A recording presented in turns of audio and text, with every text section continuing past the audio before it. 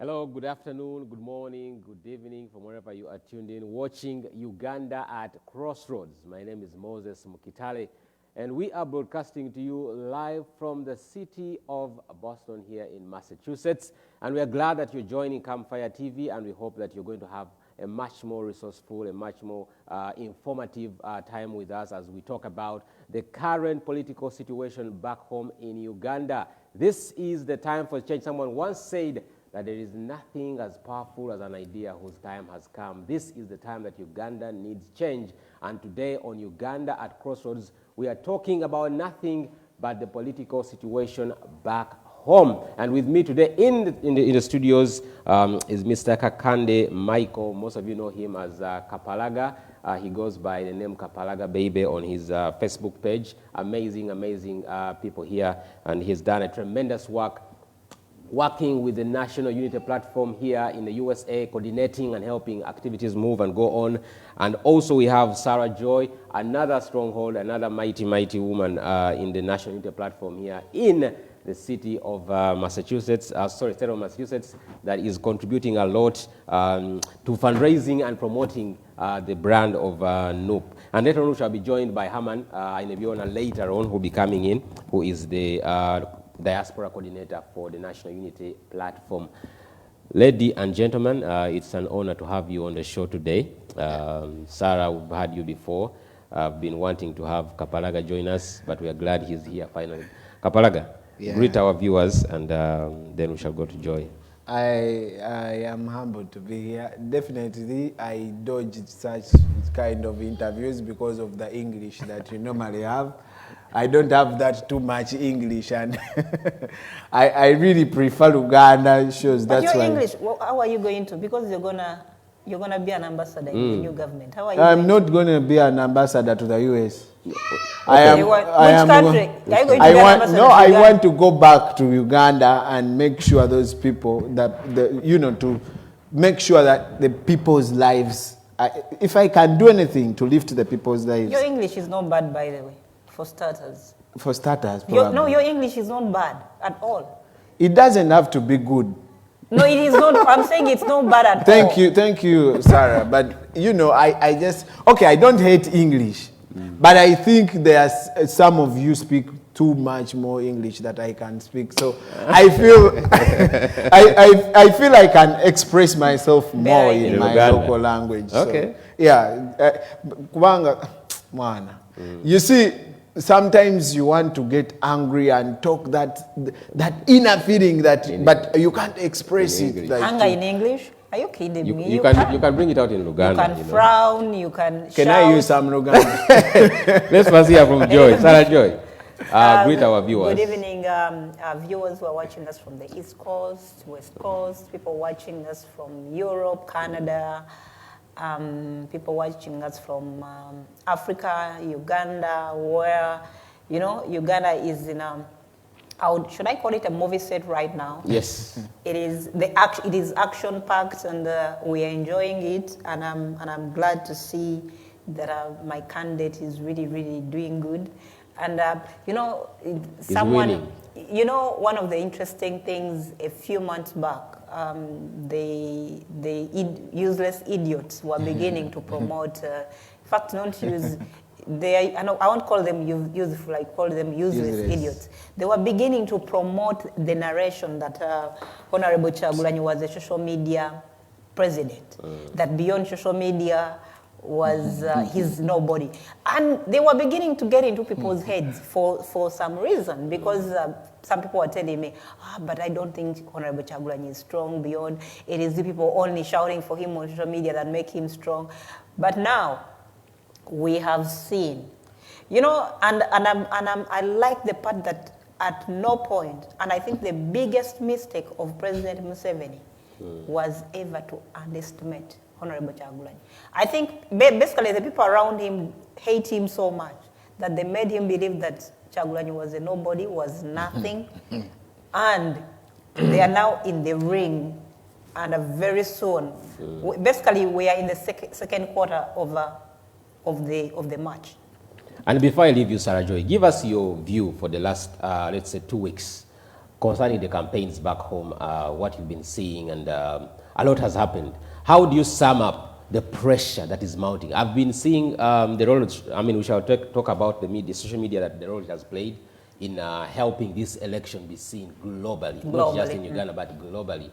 But looking at the campaign itself, looking at the pressure, the police, the brutality, just give us in a minute, how do you sum it up all?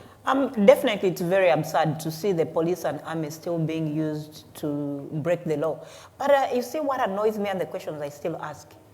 These police officers sleep like dogs. These police officers are not any different from the Ugandans. They are brutalizing Ugandans. They are murdering on a daily basis. Why are you? Because you see, they would have had liberty. The people who are giving them orders earn more than them. They've grabbed land. But you find a police officer whose child also lacks school fees, whose child died because they could not access malaria, whose parents are sick because they cannot find medicine in the hospital, and you're brutalizing the fellow Ugandans. But again, it comes down to, I've had situations where police officers, in fact, one time I was having a chat with Honorable Kyagulanyi, and one of the officers told him that he's the problem. And he was wondering, what do you mean? What do you say? I'm the problem. He said, you people, when we engage you, your people run off. Why don't you stay? Why don't you stay? But they will be killed if they stay. Because the police, what they are looking for is a little bit more resistance from Ugandans. And there's been a narration that says Ugandans are cowards. And again, whoever's been moving on with that narration, after 14th January, let Museveni tamper with that, with the ballot. He's going to learn Ugandans are no longer cowards. Because that narration has also been going. Oh, Ugandans are not cowards. Uganda, they cannot do anything. They cannot cause an uprising. But I'm telling you, just like even today, when Honorable Kyagulanyi was on a campaign trail, he said, those armed officers and police officers are willing to join Ugandans because they are one of them. They are living. The only thing that differentiates them from a normal Ugandan is their uniform. Apart from that, they have to pay rent, or they sleep in import where they have to share with another family. Their children go to the same schools and the Ugandans they are beating every day. They fall sick as well, but they can't access medicine. So they live in the same condition. But again, some of them are saying, but will he give us that 1 million he promised? The 1 million is right there. The 1 million, I'm telling you, right alone, if you just take away the classified budget of President Museveni, you can pay the police, you can pay. I know some of the people, I've had a chance to know some of the money that has gone through hands of the players board. You give one individual 200 million. For what? You give one individual 300 million. This guy who died he died on a massacre road. Ronnie, 300 million. For what? You've given, now break down 300 million. You give Mainja 600. Yeah, but Mainja, you know what? Mainja got 600, but that's the end of his career. Completely, he's completely gone. I mean, after the but again, if I'm to sum up what has been happening in the last 2 weeks of the campaigns, one of the things I must appreciate, and with Ugandans, is Ugandans, one, are ready for change. People have always underestimated Honorable Kyagulanyi. That's why he has gone through all these stages with people underestimating him. When he came up, and the good thing, and I like his narration, and I like the way he's campaigning, he has completely, because Ugandans don't want to hear about your manifesto. And in fact, I've liked the way, if you look at how he started his campaign and right now, I think right now you have, in the history of Uganda's politics, you have a candidate focused on one thing: removing the dictator. That's the hashtag moving on social media. Because we can talk about all the good roads, or I'll do agriculture, I'll revamp this, I'll revamp that, I'll revamp that. But the focus should be on removing Museveni. If you take out Museveni from the top, the rest are going to fall into play, because Uganda's biggest problem is none other than President Museveni. Before we used to hear narration, people say, oh, President Museveni, it is the people around him. But we've seen people around him still, we've seen them being involved in corrupt cases, and he keeps rotating them back. Because if they are the problem, and is not handling people who are around him, then he's the biggest problem. So the campaign has been, one, it has, we've seen, and I'm glad he started it, because you had also the narration from some of his propagandists, some of his ministers saying, oh, Kyagulanyi is only in Buganda. And this was beginning to scare some of his supporters were like, oh, just like you see exactly what they did before nominations, where they got hold of Chibalama, went to court. I don't know if Chibalama is dead or alive, but they messed up that man. Chibalama would have had a future, or they messed up his soul. So they got a hold of Chibalama, and they were contesting NOP. And thank God, we managed to jump that hurdle, because we know definitely all that was meant to throw doubt among Ugandans to say, oh, this is not legit, or these guys are not credible. But Ugandans must understand, the face of this revolution may be Kyagulanyi, but Kyagulanyi has a force behind him. Oh, yeah. Very intelligent, very articulate, very principled people. Very undeniable. I would say, and I'm sorry to cut you short, the month of November has given us a clear picture that Ugandans are ready for change. Yeah, they are. They have just been waiting to rally behind the force they reckon with. They reckon with. And I think Kyagulanyi comes in as that, a youthful figure, new face, has never been in government, has not been in the military. He kind of brings together so many Ugandans. I think what Kyagulanyi enjoys, I think what Kyagulanyi enjoys is the fact that every Ugandan who is living, and whether old or young, you've seen Kyagulanyi come from nowhere. Yeah. You've seen him as a musician, you've seen him evolve, you've seen him engage in music battles with the likes of Bebe Cool and Chameleon. We've seen Kyagulanyi. Kyagulanyi used to stay in Kamocha in a one-roomed, Muzigo. We've seen him evolve. We've seen him buy land he bought my uncle's land. By the land where he built his house. That's on my mother's side, that is their family land. He bought land from my uncle. So, and where we used to farm from where his house lives and all that. So I know how that place used to be.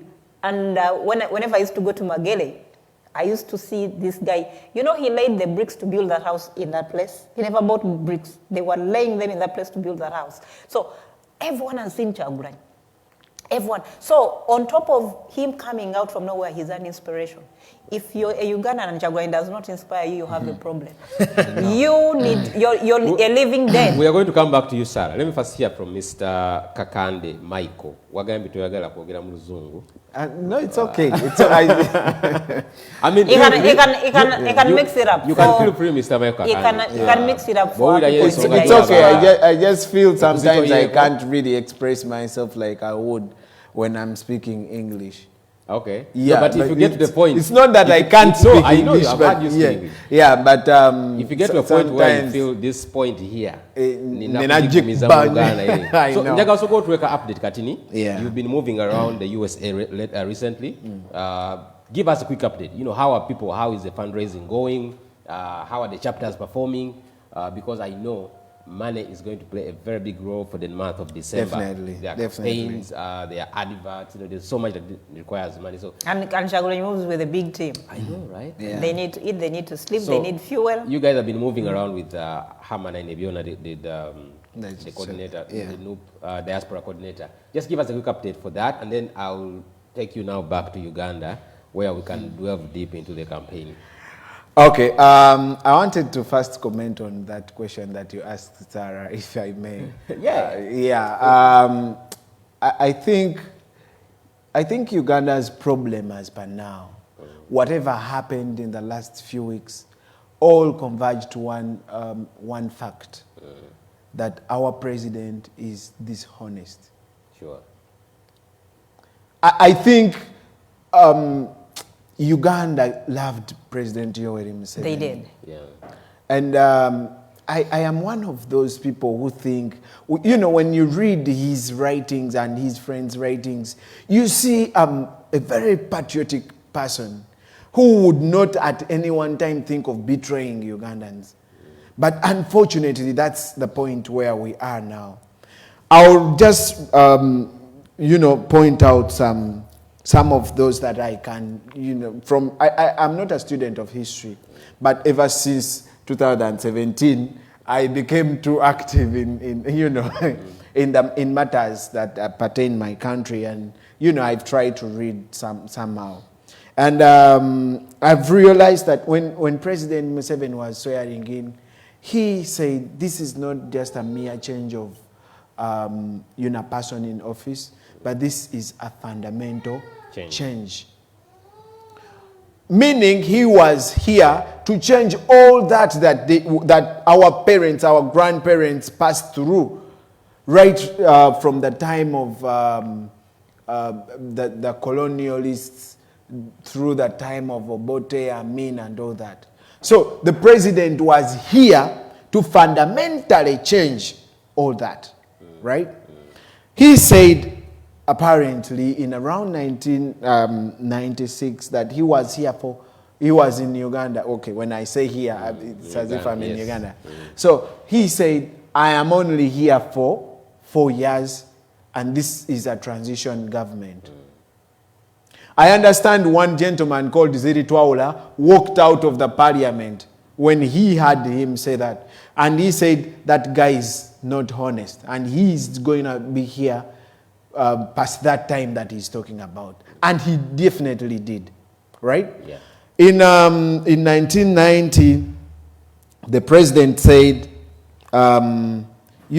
he said Uganda and Africa's biggest problem is leaders who overstay in power.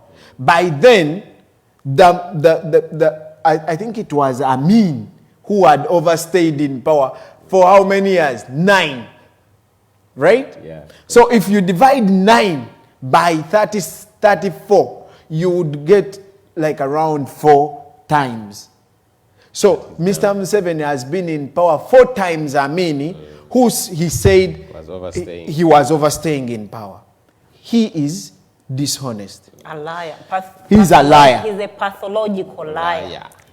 He said, I'm here for 4 years, and it's a transitional government. In 1990, he came up with, he said, I am organizing the army. I think he was organizing the army. Professionalizing the army. Professionalizing and after that, I'll go. Okay? They gave him 5 years.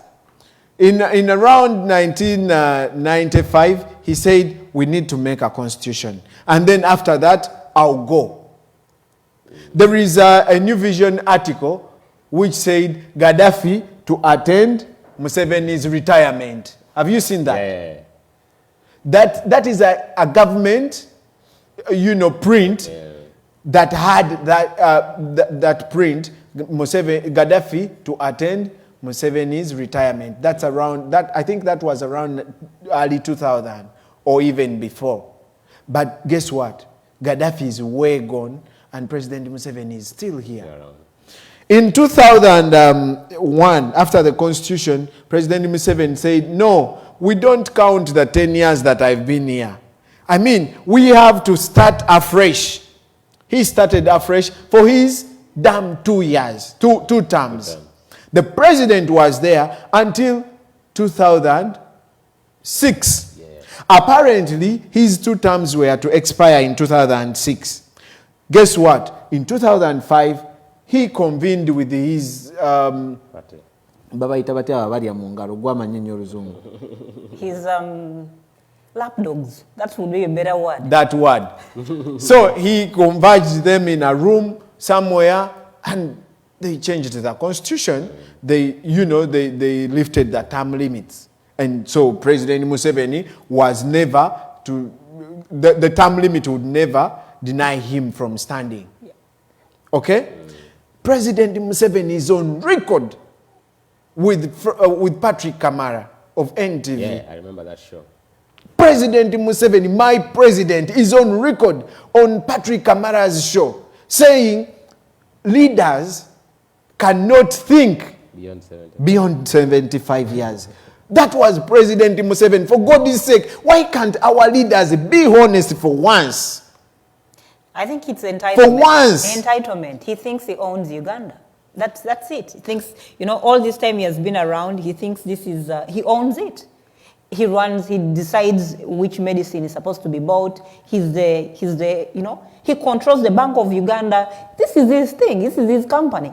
Yes. He's the CEO of Uganda. He said leaders cannot think straight past 75. So the president wants to be in power and not think straight while leading Ugandan youths past securing their future. So he wants to secure our future when he is not thinking straight, because that's what he said on a TV interview. But how do you secure someone's future whose present is non-existent? Because when you check majority, 90% of Ugandans, take away the few eat from seven hands, they do not know they are present right now. If you ask them, people live day by day. If someone lives today, they thank God for this day, and what about tomorrow? So how do you want to secure people's future whose present is non-existent? People don't know even if they are living. Do you understand? I like the way you built up the chronological order of how he's been lying. Please use the word lying. Pathologically lying.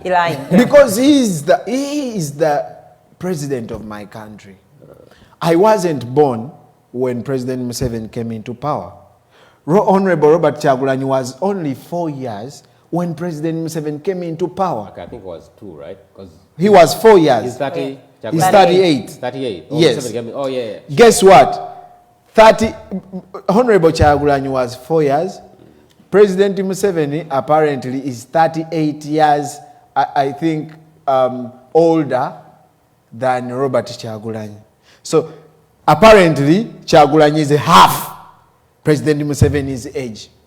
President Museveni came into power when he was only 42 years.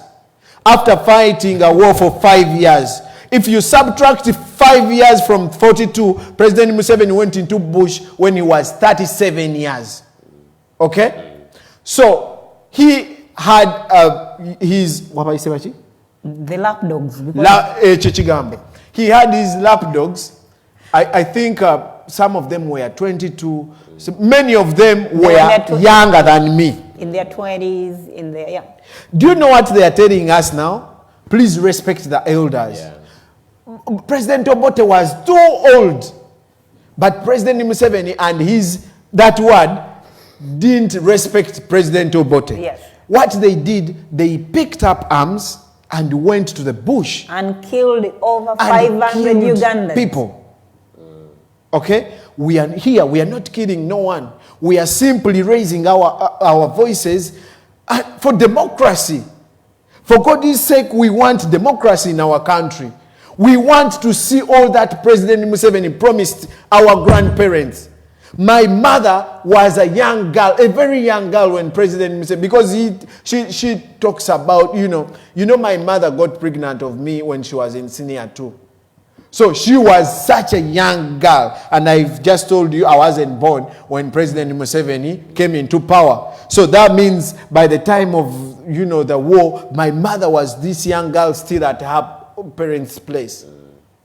So apparently, President Museveni did not lie to my mother, but he lied to my mother's parents. Yeah. So he has lived past their generation, then past our parents' generation, then past our generation. He's living because I have kids. Yeah, no, he's a president of my kids. He wants to go into their generation. No, so he wants to go past my kids' generation. That's ridiculous. It is. I'm telling you, it is really sad that if you sit back and reflect on how... Yeah, exactly, I told you. If you sit back and reflect on how President Museveni... I remember when I was in primary school, President Museveni was coming to girls' junior school and high school. We stood by the roadside in the scorching sun. Right now, people who are standing by the roadside... to welcome President Museveni, I've been given a T-shirt, I've been given money. 5,000 each. Why doesn't he ask himself? Why? And I've had their narration saying, oh, Honorable Kyagulanyi ferries people. Honorable Kyagulanyi doesn't have that time. Uganda, the problems we saw them swimming in the swamps. How much were they paid? The problems of Uganda are enough to get you out of your bed to go and listen to what Honorable Kyagulanyi. You said something very important that Mr. Museveni now cannot receive. I saw a video yesterday that was viral on Facebook where he was going through Mbale town and everyone was minding their own business. People don't want to know. But I want to ask you guys, because maybe I don't know how it feels. How do you think it feels for him as a person to see all this on ground? But I'll say one thing. When President Museveni is in denial. And I'll tell you one thing. Leaders who are pathological liars and narcissists have that tendency. I'll mention, just like my president here, President Trump, where everything, all the certifications of different states have said he lost. And he's in denial, still thinking he won an election. Such people are very dangerous. They are narcissists. They think they are the omega and alpha. Everything starts with them and ends with them. But one thing we must remember, President Museveni was not even powerful than Gaddafi. Gaddafi was exactly behaving like President Museveni. I remember President Gaddafi, when he came to Uganda, he used to come with his own entourage. When Gaddafi was in Uganda, whatever SFC, all, they used to stay back. He used to come with his own army. Gaddafi is no more. Talk about el-Bashir. But again, I'm going to say this because I've had a little bit of narration from these NRM propagandists who are saying, oh, you're talking about President Museveni is old. But America has just voted Joe Biden, who is 78. And I'm going to educate people who may not understand this. The issue of people who want change is not the age of President Museveni. No. Definitely. The issue of people who want change is the fact that President Museveni has overstayed in power for 35 years as an individual. Lying. The politics of America, you see, when I see these people trying to trace the politics of America, and I want Ugandans to understand the politics of America, the politics of America, they go into an election every 4 years. And every president is entitled to stand for 2 terms. That's 8 years. Maximum, however good you are. I think by the time Obama left the presidency, his rating was still. In fact, if there was still chance to come back again, if Obama stood again today, he would be elected. Yeah. But however much Americans love Obama, however much they think he's very presidential material, however much they think Obama is really good, Obama can never be president of America again. Maybe his wife can try to run. Maybe his children can try to run. But President Barack Obama will never be president of America again, no matter how good he was. So what happened? America gives an opportunity to every president. You run for 4 years. If then an election comes up, you go back again to the voters. Look at what just happened right now. President Trump was voted 4 years ago. So he comes in at this point in time where there was an election going on, but Americans have not been satisfied. There's been a lot of division among Americans. They have chance of choice. There've been a lot of division among Americans in lines of racism. You saw Black Lives Matter that the marching were happening in the middle of COVID. You saw how he handled COVID-19. So those were really cases that I knew from the beginning. He was never going to win back an election because he mishandled those very badly. Biden came in. Biden is entitled to 2 terms. And Biden, after 4 years, he's going to go back to the voters. Is Biden going to come back? I cannot promise he's going to come back. But it's going to depend on how he performs. So can Trump come back in after 4 years of Biden? He can give it another try. He can give it because Trump still has 1 more term in case he wants to run again. He can, but so the politics of America gives every president a chance for 8 years. That's why you have over 8+ presidents have come and gone in America when you still have 1 president. Just divide the 34 years of President Museveni with the presidents that have been in America, will be shocked. And why we are against President Museveni? New leaders come with different things. You saw when Trump came in, we've had an issue of immigration, the way it was handled. And then Biden is coming in. Basically, Biden, what he has done, he has his Secretary of Homeland Affairs. He's an immigrant himself. So maybe he's going to handle issues of immigrants much better because he wasn't born in America, he was born in Cuba. So every leadership comes in with new things because they want to win. They want to outperform the other leadership. Exactly. So the problem we have in Uganda... That's the beauty about changing. That's the beauty about term limits. You see what is happening, and I'll just draw near to a neighboring country that is really doing well, Kenya.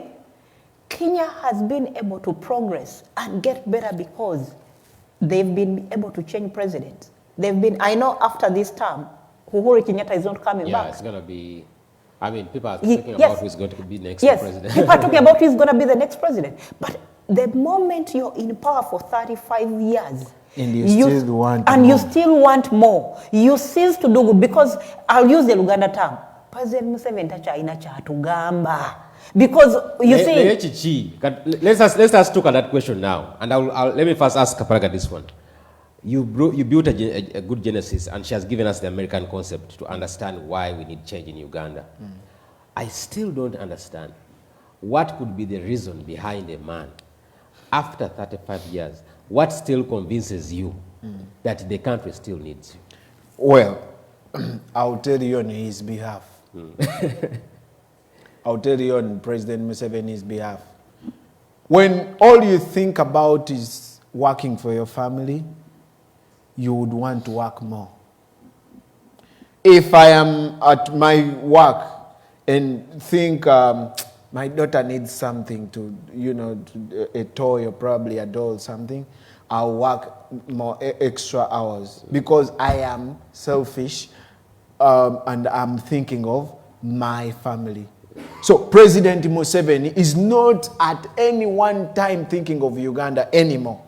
Maybe he did. Maybe he would winked us into thinking that he was, he was working for us. Maybe whatever he wrote in his book, it could even be someone else who wrote that book. Because if it was him, we should be talking about something else now. But because he is thinking about him and his family, that's why he will crave for more. And like they say, power corrupts and absolute power corrupts absolutely. So I think President Museveni is now corrupted by being into power. And he thinks it is his right. So he looks at everyone who wants to, to get him off that chair as if he's stepping on his human rights of being a president. I think in Uganda, if anyone doesn't have the rights of being a president, it is President Museveni. Even Muwonge has, because if he's a Ugandan, he does. If he's a Ugandan, he was born in Tanzania. If he was definitely, yeah, I remember. He was born in Tanzania. He doesn't. So he doesn't have the right to stand for president. But any Ugandan has the rights of being a president, apart from President Museveni, because he has already been a president. He has exercised his rights. But he looks at us as, I think, people who want to take away that right of him being president, but he's those people that she talked about, that word that I cannot remember. The lapdogs. They keep on stealing from my motherland. That's why you see every land, there is a lot of land grabbing done by who? His compatriots. His companions, friends, yeah. Because they are the ones going on stealing people's lands from wherever. They are the ones, because they are the ones who cannot put medicine into the hospitals, because all they think about is how best can they be in a world where, they have buildings in America, they have buildings in the UK, they think about themselves.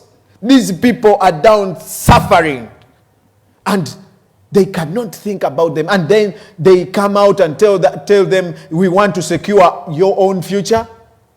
Our future is already indebted with over 90, with over, I don't know 90, how many, 90, I think I have that advert here. I wrote something. 56 trillion. And it's going to take us, they said, 90 years? And guess 94 years. It has to take us. Do you think you'll be able to be here in 94 years? Your children's children would. Your children's children are going to pay for this, and we are still taking more. And all those, look at the roads that they are building. They are going to where they can access natural resources to steal. So they will come on TV and brag, you see, we built a road to Moroto. Because there is gold, and they want to steal that gold.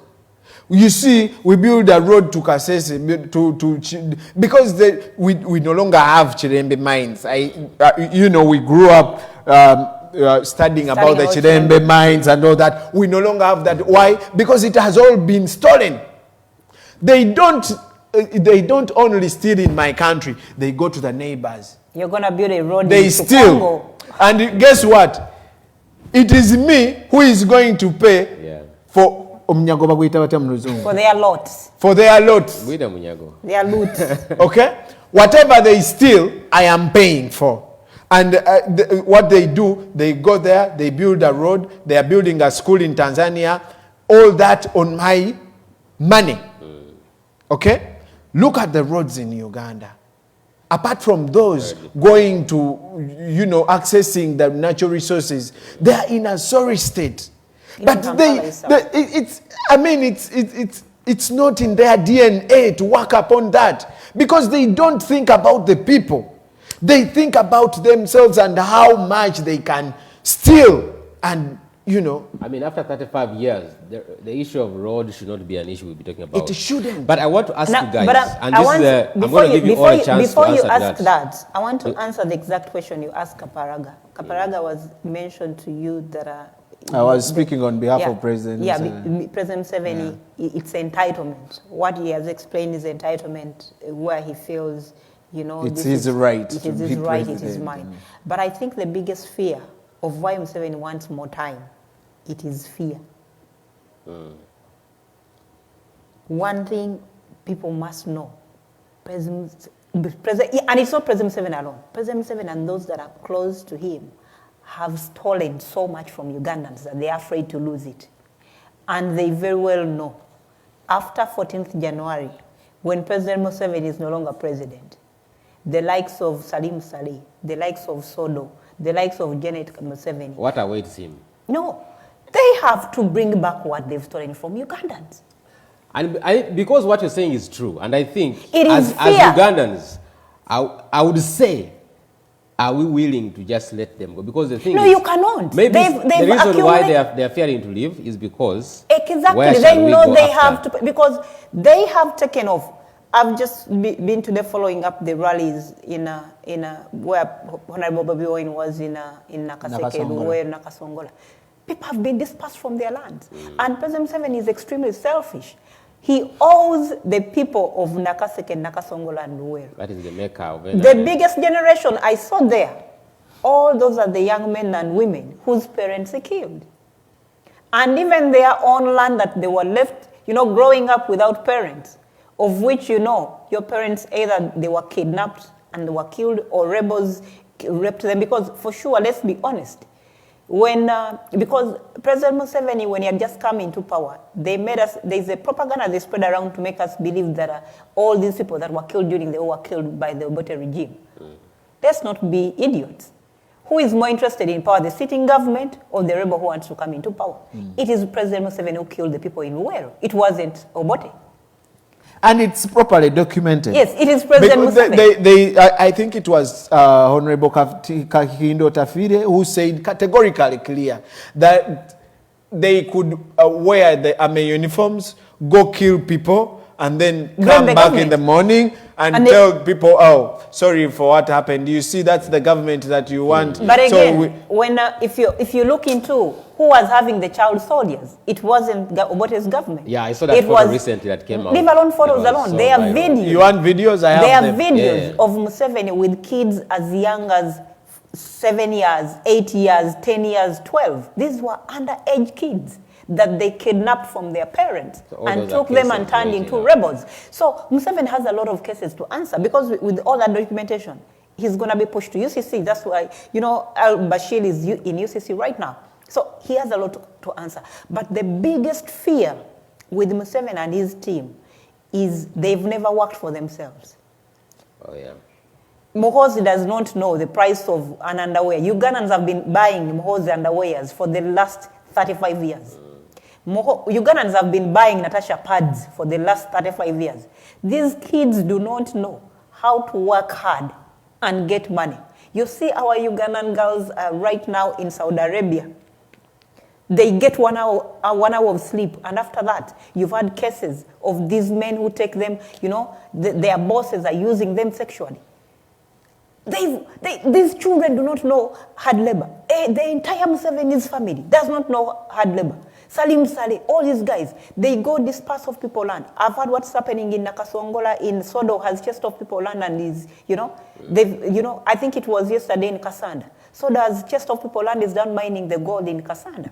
So they don't know how to work. Museveni's entire family and the chronos, people are eating from his hands. They do not know. Ugandans are working hard. A young man is driving boda from morning to 10 p.m. in the night with all the wind and dust. Take all the boda riders for a medical test, a respiratory medical test. You'll be shocked in what is in their lungs. You'll be shocked at how much time they have to live. And on top of that, they have to endure. It is very unsafe to ride a boda in Kampala. On top of you have to worry police arresting you for having driving a boda in Kampala, and then you have to endure the hitmen with iron bars and all that. So Ugandans who work very hard have never enjoyed. The few who have enjoyed this money have never worked. They don't know hard work. They've just had everything on a silver plate. Everything. What do you tell Muhozi, who has never bought, who does not know, who has never bought, who has never worked hard to buy an underwear? He definitely has no idea. And that's why I want, this brings he has no idea. So this is the pain. What you saw today in Wero and Nakaseke, where, because Museveni thought that was his maker. Every time he would run to Wero and Nakaseke. But he has been lying. One, to the veterans of Nakaseke and Wero. He lied. These kids have grown up. Most of the people who you see, either they were not yet born or they were 1 year or 2 years when Museveni took over power. He killed their parents. He used to eat their food, and he promised to give them, to help some of their veterans. Empty promises. And I've heard people, people were echoing when Honorable Chagulanyi was talking in Nakaseke or Wero, and they were saying, most of the veterans, their houses are leaking. So he has disgraced these people. These guys genuinely thought they were ushering in a new leader who is going to work for them. And I'm telling you, that's why the support President Museveni had then, the only difference for him was going to the bush to fight. It is the support and love people have over Honorable Chagulanyi now.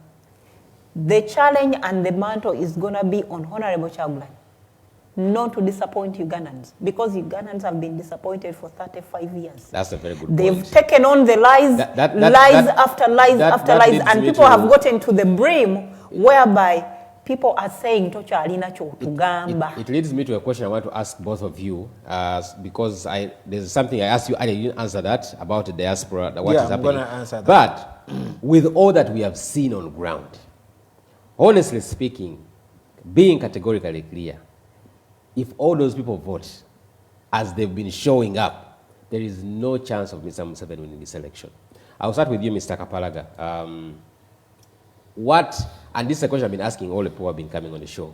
How are Ugandans going to protect this vote?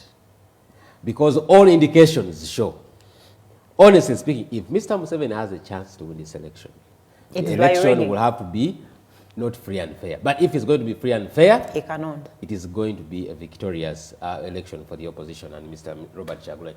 How are Ugandans going to protect this election? Thank you. Well, I will have to first inform you that even when elections are not free and fair, we shall win. Okay, how? So we are going to win this election, whether it is free and fair or not. We are going to win this election. And I want to be categorically clear to you, Mr. Sir, that the next president of Uganda is Honorable Robert Chagulanyi. Amen. So, how are we going to do that? We have the most important tool, two of them. One is God. I don't think I need to explain about that. The other is the people. You see, why do we say people power? The power is now with the people. Whatever you see points to that. And people now have been, we've done a lot of, strategically, we've done a lot of sensitization.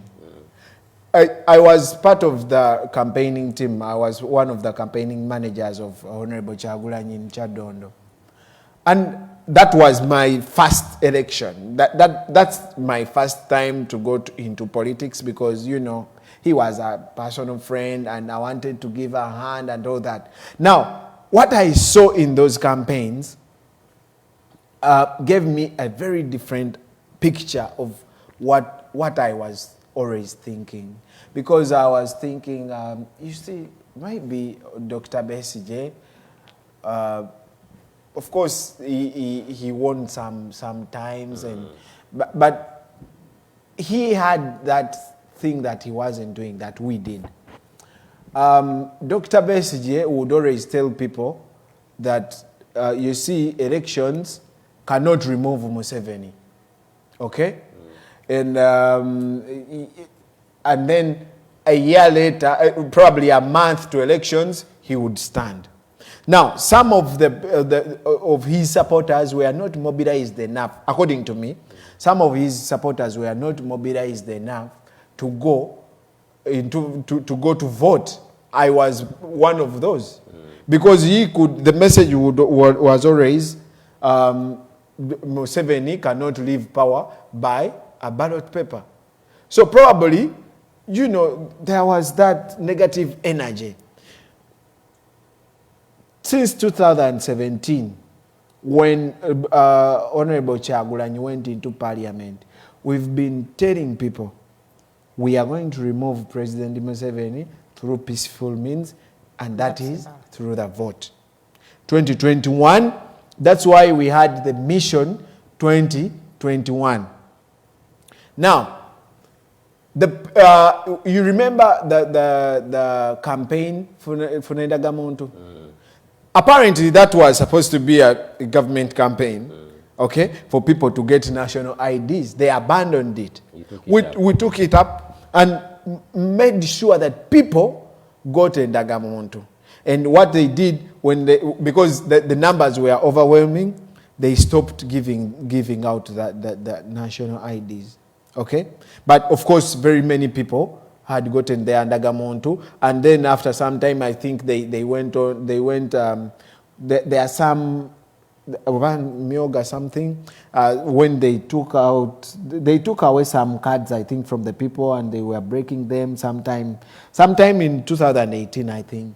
And then when time came to register as voters, we mobilized people. I'll tell you what. In 2016, the voters register had only 14 million people. Okay? After we mobilized and made sure that people were sensitized and knew that the power belonged to them, we now have 17 million voters. And that was after they stopped, because they locked out those people who were at school by that time. Those who were 17 and probably are now 18, they weren't able to register. Nevertheless, we are here and we have mobilized people, and people know that they are going to, first of all, vote. Secondly, guard their vote. How? By standing there. With the SOPs in place. Yeah, but which you don't. SOPs? Yeah, you have They're saying no gatherings. No, but you don't need 1,000 beyond people. What? Beyond 70, 20? Yeah, how many people are on a polling station? Normally, how would they vote? I mean, are they going to call one person from their home, come vote and then go back? Vote, go back to your house. Vote, go back to Okay, your house. how many people are voting at the same time? If we have probably 100 people voting at the same time, that means they cannot spread the virus. Yeah. Or else, let the Electoral Commission tell us that they are going to call Sarah from her house, come and vote, please go back to your house. After Sarah votes, then I come out of my house, I vote, and then go back. If not so, if we are going to have very many people voting at the same time, that means COVID will not be there, right? So COVID should not come when people are guarding their votes. It should come, right? I mean, the whole thing is just political. If you look at the application of the SOPs, and Mr. Museveni is having people coming to campaign, and then they're saying, Robert Kyagulanyi, you cannot have more than 200 people. But I don't want to cut you short. If the Electoral Commission gets the results right, but they don't announce Robert Kyagulanyi, for me, because that is my worry. That is an uprising. That is my worry. That is my worry. Straight up. Because we have had 2 times, The two EC generals saying the elections came twice. Okay. But they were changed. Okay, let me tell you this. You see, I've told you, I don't hate on Dr. Besigye. I actually respect him. But like I told you, Dr. Besigye, I think had that negative message that he always gave. So, whenever his votes were stolen, I think some people would, you know, just go home. After all, Dr. Besigye told us a ballot would not remove Museveni. So, yeah, I knew that before. Can I even add on something? Dr. Besigye for the last 1 year has been running with his plan B, but he has refused to give us hints of the plan B. Honorable Kyagulanyi is very clear. He's telling you, if these guys tamper with our votes, Gaddafi is gone, people rose up. Bashir is gone, people rose up. People, Ugandans, you know, the problem is, just like I've told you, do you want me to put in a submission? Just like Kapalaga has been, he has given you a breakdown of what has been happening. When Honorable Kyagulanyi came up with the Funandagamont campaign, I know some of the leaders they were not even in for it. People were like, oh, President Museveni cannot go through a ballot. But let me channel you a little bit. Let me take you off a little bit, Uganda, and bring you closer to an election you've just seen. There is no way Joe Biden would have beaten Trump. Trump was strong. Despite the COVID, the economy was really short up. But the biggest problem Trump did was to neglect the non-white voters. That includes the blacks, Latinos, and all the rest. Asians. And the Asians. What did the Biden campaign focus on? They focused on registering the blacks, a lot of civic education. They spent money on telling black people, your vote counts. They spent money on telling the Latinos, your vote counts. This is the election, for the first time in the history of America, this is an election where people have cast their votes the most.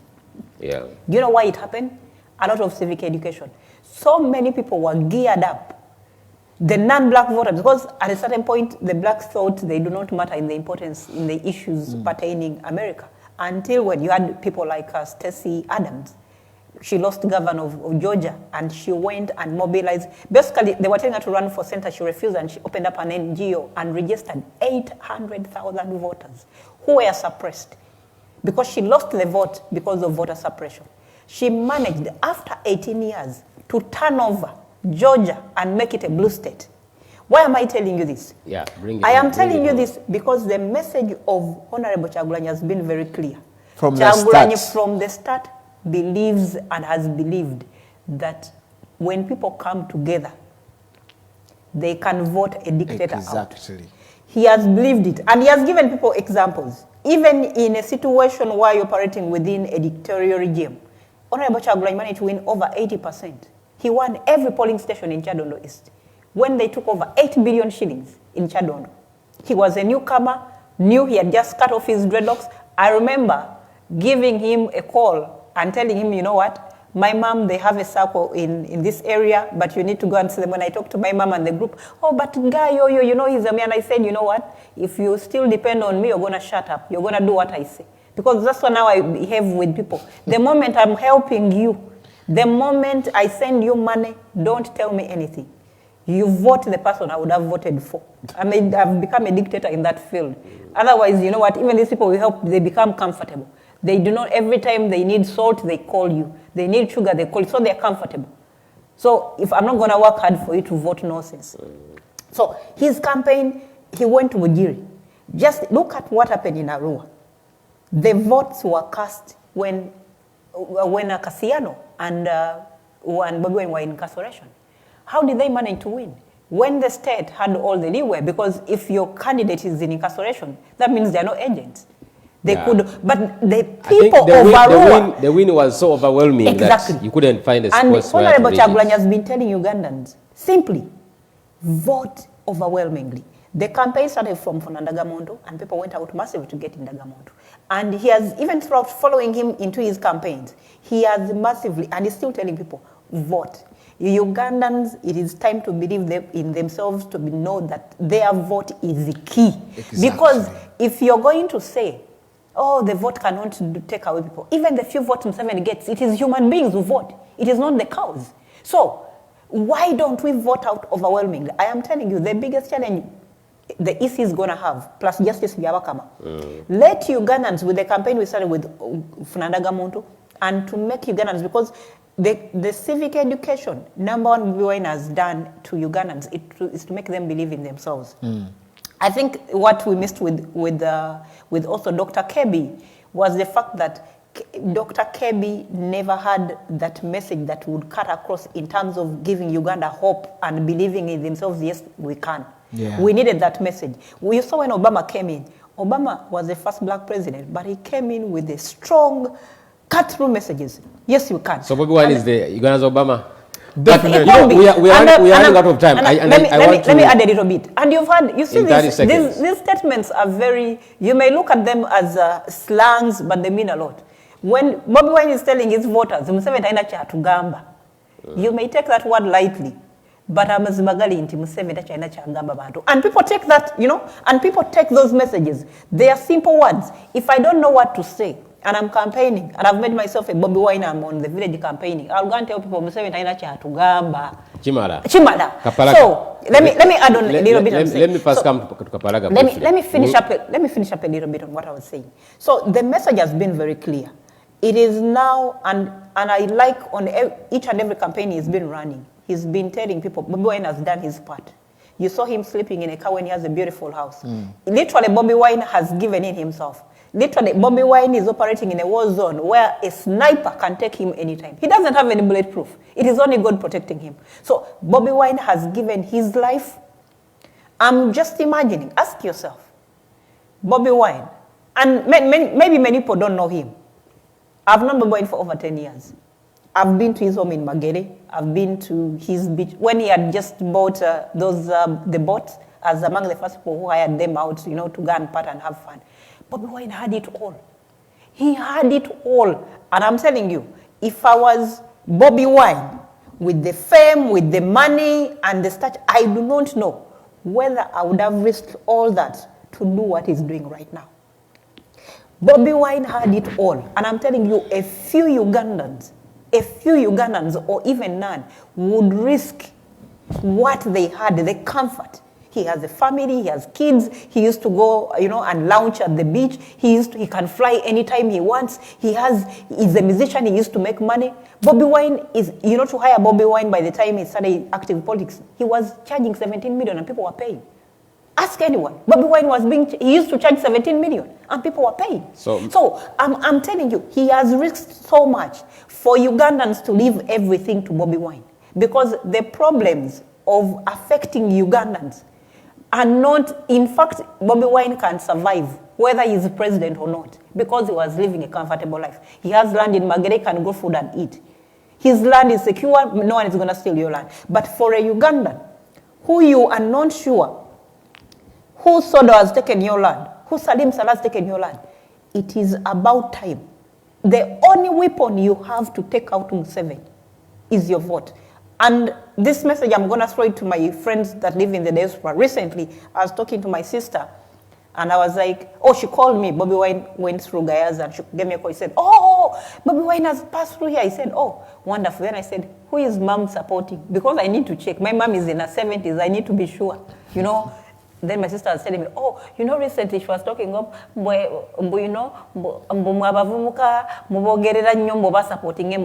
I said, can you put her on phone? She said, if you do that, we are going to have a war. I said, okay. The next day I called her. I said, by the way, who are you supporting? She said, sobola okuva ku Kyagulanyi ne mugamba nenziramu ne mpulira ekigambo kyonna mu bakadde. Teri kasukali.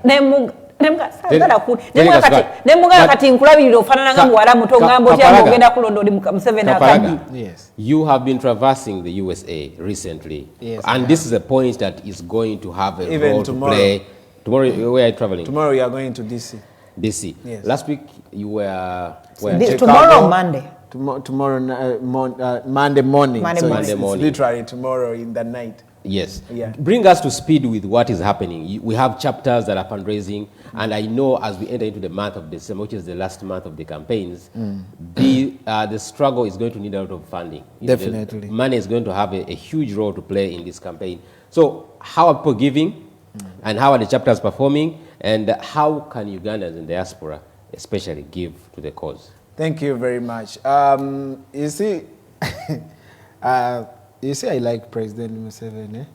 So I watch him, and then he says, "I see you. You're funded by gays and the Western beauty world and all that." I laugh at him, and I'm like, I wish he knew. Send Muzijawa. Government have you said? Yeah.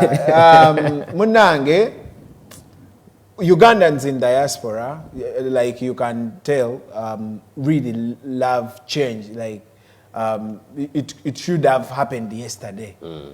So we have 34 different chapters. That's the US alone? No. All over the world. Oh. And people are, we have 3 activities. We are mobilizing, we are organizing, and we are mobilization, organization, and sensitization. Because apparently, some people live in the US, but they think, Uganda, I have my family here, I have my auntie, and everyone is here. But I normally tell people, you see what happened to Floyd? The white brothers will never respect us if we are ruled like not even cows. Like, because with cows they use sticks, but I don't know who they rear with guns. So when they look at our African land and they look at the way we are governed, they cannot respect us here. So that's the message we are putting across. And we have different chapters. We have coordinators that were chosen by the president himself. And in different chapters, people are fundraising. We have weekly fundraising. For example, here in Boston, we have a bi-weekly fundraising. It's normally on Saturday, every other Saturday. And then we have meetings on Tuesday nights, on Tuesday around 8:30. And they are Zoom meetings, so everyone can always be on, attend the meeting while they are on work. They are working. So this is where we get the money from. This is where we get. I'll tell you that the incoming president, uses around 9 million each day of his campaigns, and you know very well that the number of days were cut from 90 to 60. Even when we have COVID, apparently they should have increased because you know the constraints and restrictions of accessing the different areas is much more difficult than it was when there was no COVID. But what the government decided, they cut the numbers to 60. And Chagulanyi, being a youth, he traversed the country, having 3 districts per day. So when they saw that he was doing, actually by the time there were riots, we had covered 24 districts, and President Museveni had covered 8. Why? Because he's an old man. He can't compete favorably with a young man. And there's nothing new he's going to tell you. Definitely. So what we are doing, we are energizing these chapters, because all the money that we use in the campaigns is got from these chapters, from Ugandans. Are they giving generously? Yes, they are. Yes, they are. And even if someone gives you $5, $5 is around how much in Uganda? That's about Sikokka. A dollar is about 3.5. Close ku mutwalo gumu. Yeah. Close, yeah, omutwalo omuntu ateekamu amafuta mu motoka. So oba n'agula data aba Ghetto TV ne bakola ki ne balaga abantu ebigenda maaso. So these Ugandans are giving generously and we want to appeal to them. We still need a lot of money. Bawayo batya mu Boston babuulire mu Luganda oba oyina $5 ku cash app. Mu Boston banyawo ne basebo, ladies and gentlemen, we normally have bi-weekly fundraiser on every other Saturday and then sometimes on Tuesdays. But we have our coordinator in Boston is Michala Dorothy Stewart Rubowa. And then we like I said, one of the activities organizing, and so we have a committee of people. And you know, joining is free because we have our cash app number. It cuts across. So it's +857 719 4451. Pastor, yaberanga wa people passing a number yajibeka ku screen. Plus it is +1 857 no, a number ya America basically 8557 nyanya 857 719 4451. But you can even send directly to Uganda. We have Ugandan numbers. We have 07 of course +256 703 63 63 63. That is in the names of Daniel I wrote. 0703 63 63 63. That's in the names of Daniel I wrote. And then we have +256 787 067 100. +256 787 067 100. That's in the names of Pesa Money Limited. Pesa Money. PESAMONI Limited. So those are the even the website. We have a website, the People Power. What's the website now? The People Power UG. People Power UG. And we are going to do a GoFundMe. So basically, we are trying to, come up with different ideas. We have what we call Operation Taker, Chagulanyi Montebe. I hate that. It's an operation basically within the mission 2021. And we had people fundraise for the nomination. And now we have 1 million people. We want people to nominate towards the advertisement because we don't have adverts. If we were really financed by gay people and those people in the Western world, like President Museveni says, we should already have adverts on radio and TV. You understand? But we don't have, because it is Ugandans, me and you and her, who are fundraising for this. So we are looking at putting we already have adverts. The production is done. The pastor is telling me to read the number. So I'm going to do that. But we have adverts. We want to run adverts on different TV stations and different radio stations. But we don't have the money. So I am appealing. Because NTV alone is asking for 88 million. No. The total budget. NBS is asking for 70 million. We have radio stations in up country. For example, in the northern part of the country, we have 24. We are looking at 24 radio stations, and each of them is budgeted for 1 million. That's 24 million. So if for example, everyone, because we have very many people in the diaspora, 1 million is $280. Banange wafirize yo lunaku olumo gambe leero.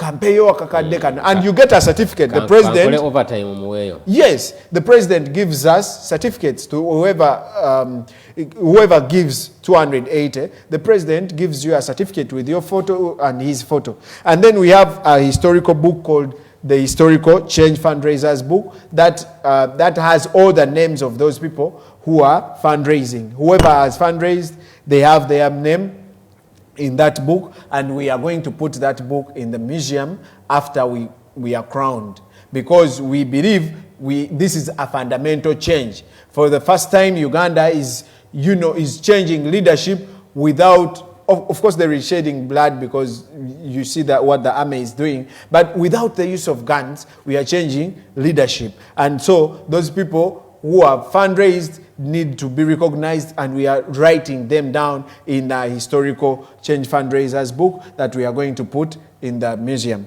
So our number... Yeah, give us the number again. Yes. Our number is +1857. That's USA, right? That's USA across. It's on Cash App, it's on Zelle, it's on... Nabe Canada, that's what you call it. Yes, Nabe Canada, that's what you call it, and all that. And then if you don't know who your chapter leader is, or if you don't know where you live, we have a chapter, you can still reach out to that same number. Okay. You just send a WhatsApp. +857 719 4451. +1857 719 4451. Erimanyaga People Power. Hey, People Power UG. Okay. So the cash name is People Power UG.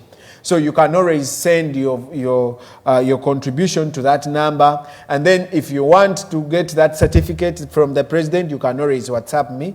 I'll read my WhatsApp number. It's +256. It's a Ugandan number. +256 774 97708. I lead the operation Teka Chagulanyi Montebe. That's the mission 2021. So if you need that certificate, you just need to give 1 million. 1 million is simply 280. Of course, it's much money, but I mean, it's nothing compared to what Chagulanyi does. You saw him. Definitely, you saw him leaving his mansion. He was denied access to the hotel. He slept in a car. He has everything, like Sarah said, but he's giving out his life for Uganda. So let's give out our money for Uganda, because at the end of the day, this is our motherland. I mean, we can live a very comfortable life. I see my sister here drives a very beautiful car, on beautiful roads.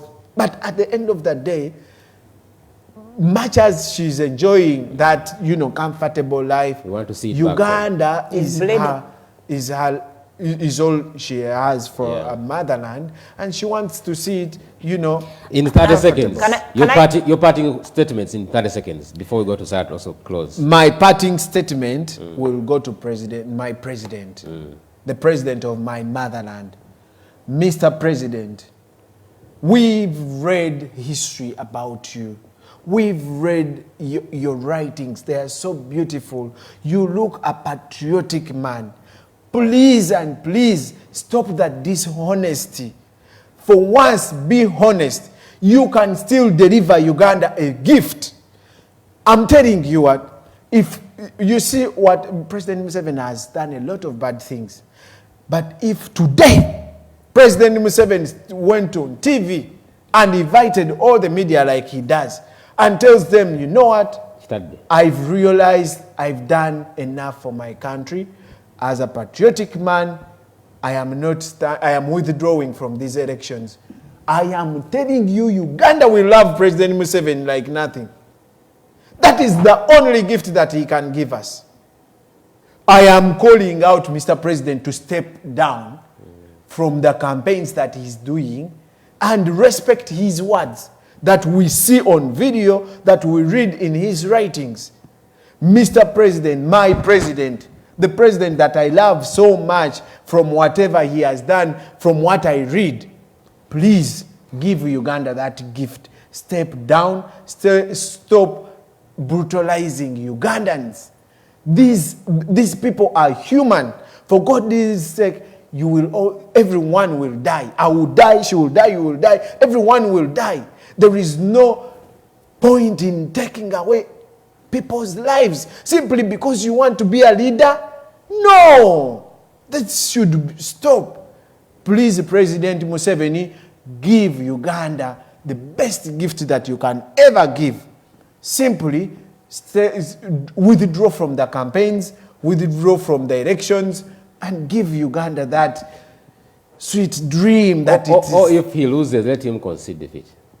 That can be another way. Yeah, you can. Not you can if he's going to lose. Now, why do you now a very powerful man like President Museveni? Why would you lose elections to a 38-year-old, gentleman? Chigenda kuswaza. But the signs on the ground indicate the same. Definitely. So kati obutaswala obwo nze noonya president obutaswala. Bambi president wange. Toswala. Leka kuko omwana agenda kukuba akalulu bagambe amawulire gonna gawandiike Kyagulanyi ajjeeko omusajja ow'amaanyi afugidde Uganda emyaka 35. Ekyo okyasobola okukiziyiza okyasobola okukiziyiza n'ogamba nti elections zino I am giving Uganda its best gift. I've done what I've done. Okay, I am giving you a Christmas gift, like you said. Akalulu nkavuddemu. Bannayuganda mulonde omuntu gwe mwagala, because that is what I fought for. I swear to God, people will love Museveni. They will forget every bad things that he has done. Naye bw'aba takifuddeeko y'anamanya kaffe katumuswaze. Amina sebo toyanziza nnyo. Sarah Joy, in 30 seconds. Before my parting remarks, I would say people in the diaspora, much respect every Ugandan, because just like you said, we have 34 chapters. This is the first time in the history of Uganda that the diaspora is largely involved in the politics of Uganda. Sometimes I engage with people on social media and they say, oh, why don't you come back and vote? But the people you're calling back to vote are the ones financing all the campaigns going on in Uganda. So the people in the diaspora may not be able to come on ground and vote. But ask yourself, Honorable Kyagulanyi is doing 3 districts a day. He moves with an entourage of about 50 people. You have a secretariat moving. He's using over, how much money does he use a day? 9 million. 9 million? Yeah. I think it's even more. No. How much does Kyagulanyi use in a day? In a day on a campaign, at least 9 million. At least 9 million. Yeah. Let's say at least 9 million he uses on a day. And I've been among the Zoom meetings, the fundraising, the people in the diaspora. Because one thing you people must understand, most of us work per hour. So for me, even to come to Kampala, for anyone to come to Kampala to think of voting when we still need money, give kudos and respect to the people in the diaspora. Because these entire campaigns are funded. Honorable Kyagulanyi doesn't have money. These entire campaigns are funded by none other than people who live in the diaspora. People are giving in money. Uganda. Every paycheck people get, every 2 weeks, every day, people are giving in money. So for the first time, and in the history of Uganda, Ugandans, though they don't live home and live in the diaspora, have been able to fund their own campaigns. There is no one who is going to have an attachment on who financed Kyagulanyi. Definitely. And the Kyagulanyi will never wake up and say, it was my own money. Their records, people have given in their own money for the first time. Ugandans so if Ugandans in the diaspora have sacrificed their hard-earned money, we are in winter right now. People are seeing me with the jacket in studio, but the studios are a little bit cooler, and it is winter. So I am here. I've sacrificed money to come and sit here and talk to you, and no matter the biting winter, I have to go out there and look for money.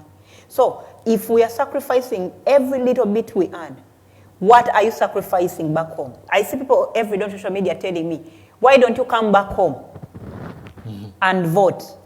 Why don't you come back home and say whatever you're saying from here? But have you asked yourself, if I come back home, will Honorable Kyagulanyi have fuel to move from one district to another?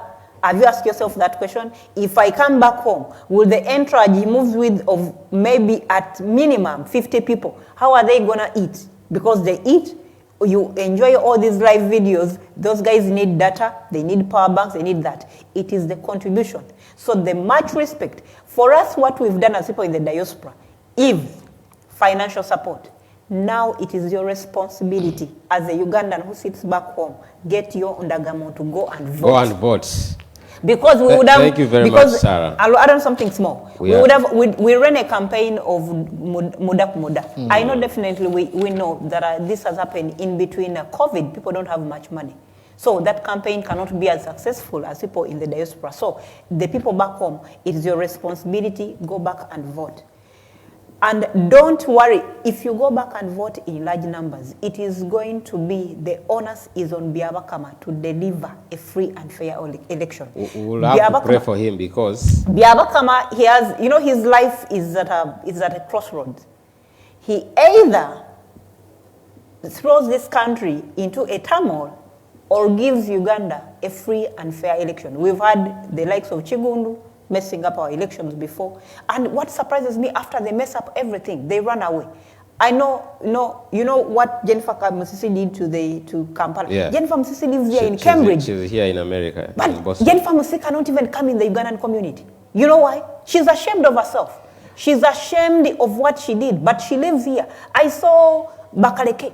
You know what Bakaleke did to the police? Yeah. Ugandans have just been generous to Bakaleke because Bakaleke should be facing jail. Bakaleke lives here in America, but he cannot even show his face. We need to go, but people are asking for the number where they can give money and be written in the book, the historical book. Just read that number again, and then we can go. Yeah. So our Cash App number is +1 857 719 4451.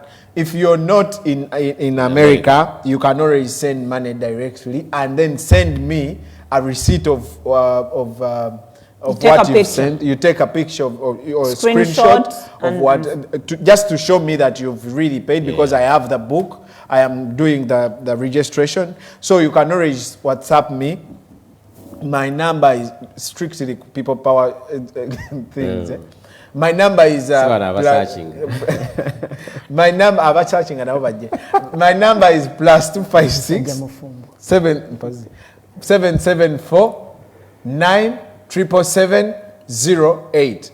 My number is +256 774 977 08. After sending that money to you to those numbers, that Daniel I wrote number, I am reading it again. Say +256 703 636363. That's in the names of Daniel I wrote, or +256 787 067 100. That's in the Pesa Money Limited. After sending that money, you just send me a screenshot. Bateke mu kitabo kino. Yeah, bateke mu kitabo kino. But simayo gundi aso kiraga wana. But thank you so much. People say they miss you on Radio Simba. I've been reading messages there, so I hope that when this government finally comes into power, maybe they will not simply have you on Radio Simba, but they will have you as a Minister of Information, maybe, in the new government. But thank you very much, Sarah Joy, for coming. And I know how busy you are. This is a big sacrifice for you. Plus you, big sacrifice. We wish you all the best with Herman. He couldn't make it today. Yeah. And you said you're traveling to... Yeah, oh my God. Thank you very much. I need to talk about this. Banange, tomorrow we are going to raise our concerns to the United States. Is it tomorrow? It's Sunday. It's Monday. Monday rather. Sorry, tomorrow is Sunday. Right? Yes, tomorrow is Sunday. Monday, we are going to the White House, DC. In DC. We are going to drive, so it's gonna be road trip. Road trip. Convoy. Together call a convoy. We are going to go in a convoy to the White House simply to express our, dissatisfaction because they are killing people and they are using the US aid money. So White House mwagajigamba chi? Twagala jigamba nti abantu bemuwa sente batutta batta abantu baffe mubagambeko twagala jigamba nti elections tusaba mutuyambeko mugambe ku president Museveni nti elections aleke bannayuganda babeere ne free and fair elections. Twagala gamba White House oba ne president aliko najja because we are also going to Delaware where President Biden lives. We want to tell the two presidents that Uganda eina cheyamba ku America, ejiyamba ku ne UN, in peacekeeping in Somalia. So kati dwaki tukuma peace mu Somalia ngate waffe teriyo. Abantu bameka bagenda okubeera mu convoy eyo. We want as much people as much more people as possible. Tetulina limit era nsaba nsome namba ya Raymond. You can join as well. Yes, everyone can always join. Tugenda simbula ku church y'abakatuliki Waltham. This is 8 hours, right? No, how many hours? 7 hours? 6 hours, but since we are going to Delaware, so it will take us like 2 hours, 2 extra hours. So we are tukusimbula ku church y'abakatuliki Waltham.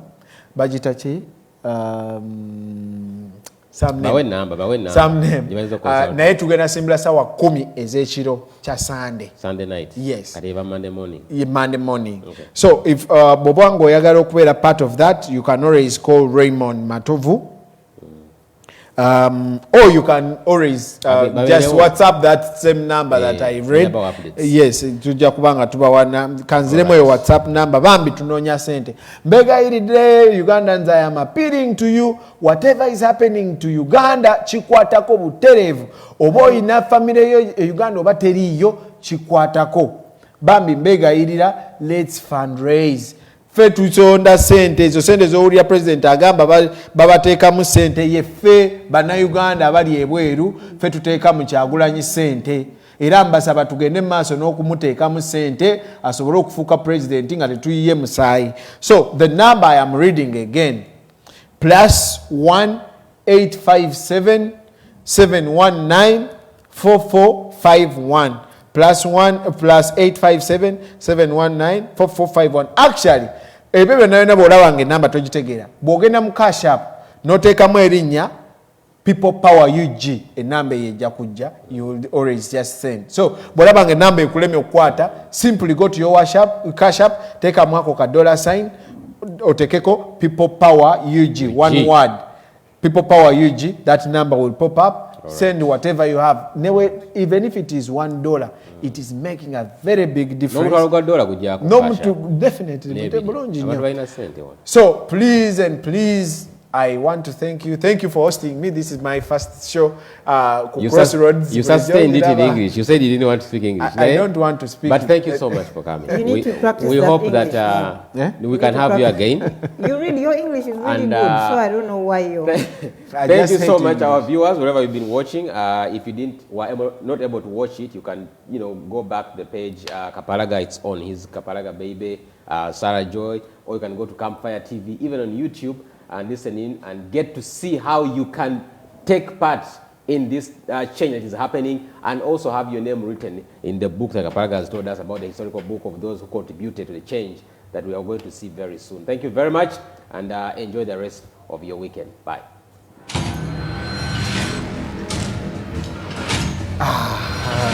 Everybody,